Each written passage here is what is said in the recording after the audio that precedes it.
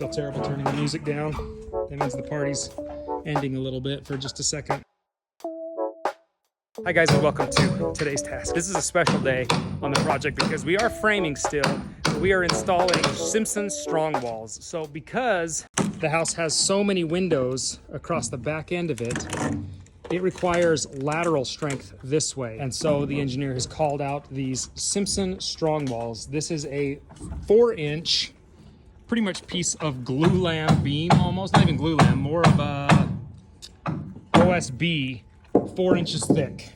It's got steel plating, and if you remember, we put in these threaded rods all the way down into our footings. From the footings to the foundation to this wall, and then we'll actually stack another set on top. So we require 4 of them, and there's actually kits that we've had to order that stack them together so that it creates a shear wall. Is it a shear wall, technically? Yeah. He said yes. So I'm saying yes. Creates that shear wall all the way up 2 of the 3 stories. Typical framing, you will have a green plate for the bottom touching concrete seal plate. These cannot. Because of the compression is so high and they want it kind of engineer fail-proof, you have to get rid of your seal plate right there, and this becomes it. So we've gone ahead and put some sealant underneath, still our foam underneath, and then we'll start stacking it all the way up from there. So you order these in different lengths, different widths, whatever the engineer called out. Our engineer called out for the 24-inch walls, which is a 20-inch on center pins that we've put in, and we use that template that they send with it as well. But what's cool is they come at certain lengths. You just got to order more than you need, and you can cut it down to length. So these are 10 footers. We're bringing them down to the length there, and then 10 footers up top, we'll bring those down as well. So we started out with 1.5 feet at least above grade, but it's better to have too much because you can always cut it down. So you cut it down to length, and then you have to put this huge washer on top. Then this nut, that's an 1 5/8" nut, and the wrench barely fits.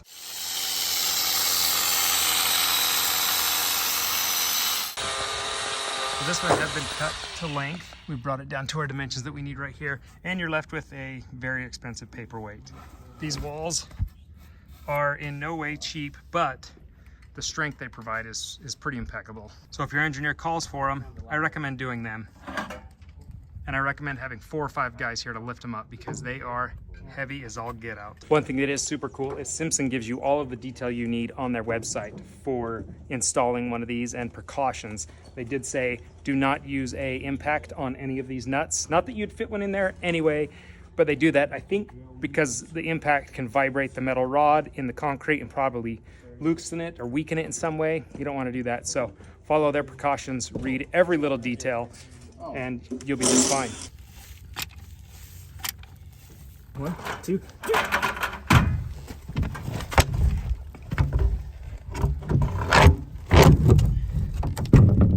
Like a glove.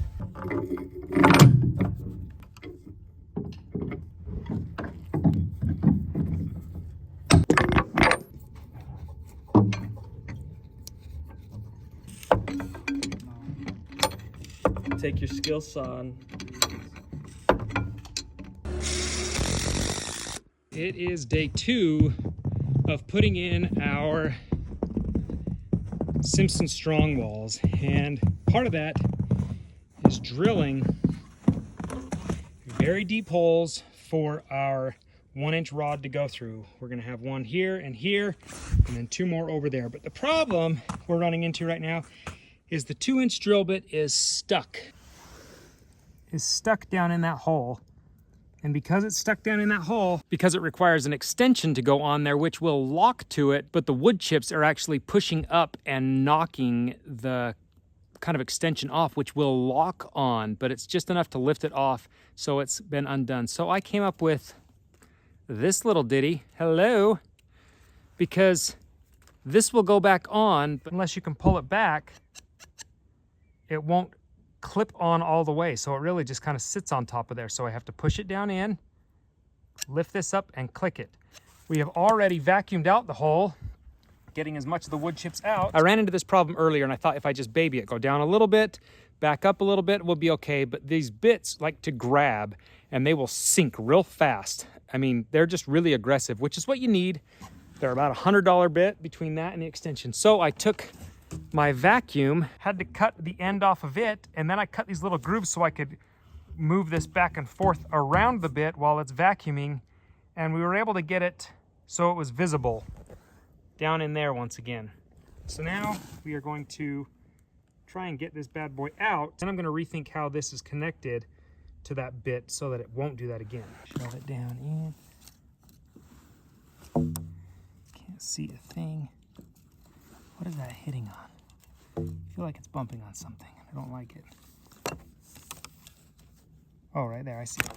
It's these little guys. Oh, now we're on. See, so now if it's on and I lift it, it'll just come right up. So we have to, hopefully, take these. Yeah, baby. Now, oh yeah, now we're stuck. Now I can undo that, get it out, and then we'll rethink it.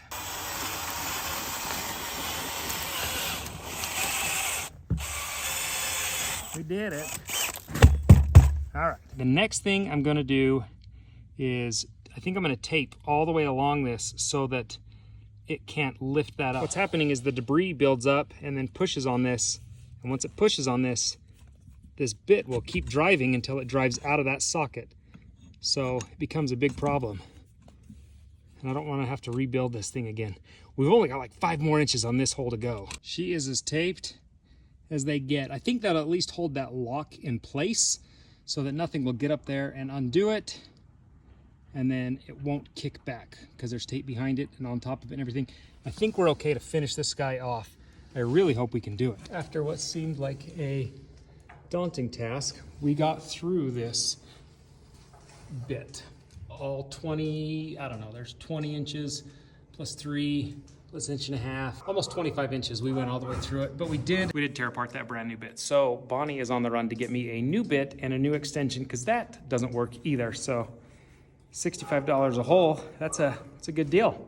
Hopefully we won't chew it apart on the next one as much, but right now, this one is good to go. So now we are nailing these plates all the way in, and every one of those holes has to have a nail.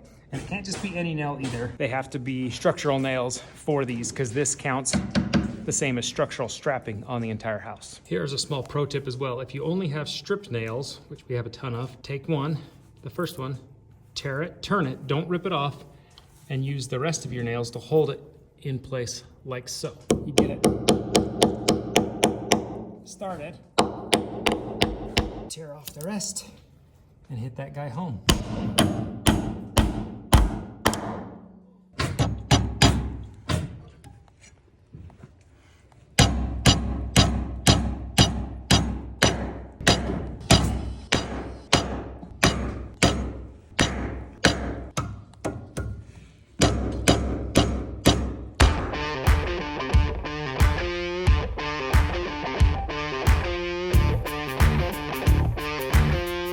Strong walls are all the way prepped. All of these are drilled.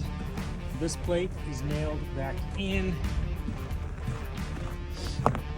These two are drilled, nailed back in. We have squash blocking below. We are ready to set the final stage of these strong walls. And I honestly couldn't be happier because it's holding up the sheeting of some of this exterior right here. And so once we get that up, we can start sheeting that, and then the next level's ready to go.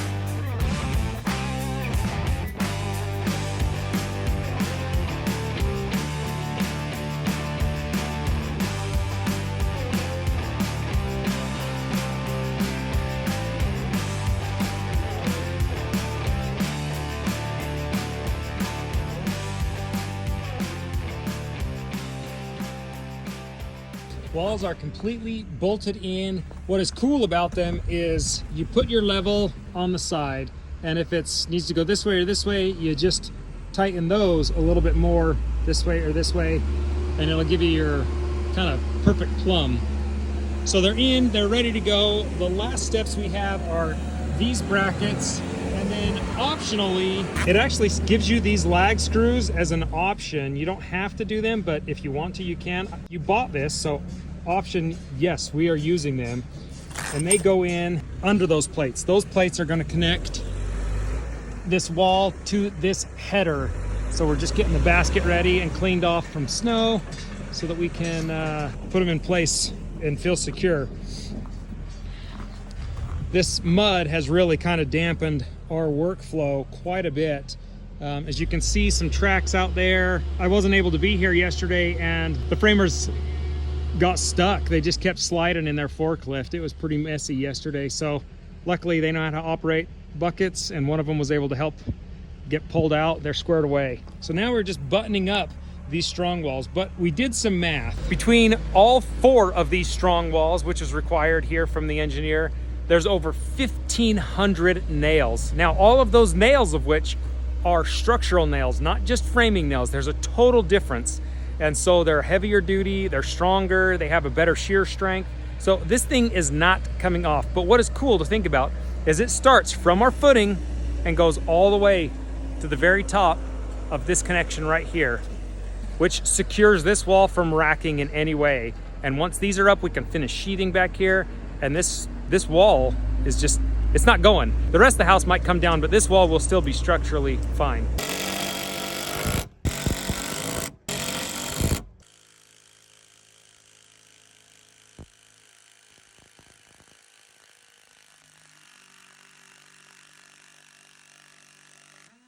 All right, with all of the screws and lags, top to bottom, 2 stories, these strong walls are finally and fully in place.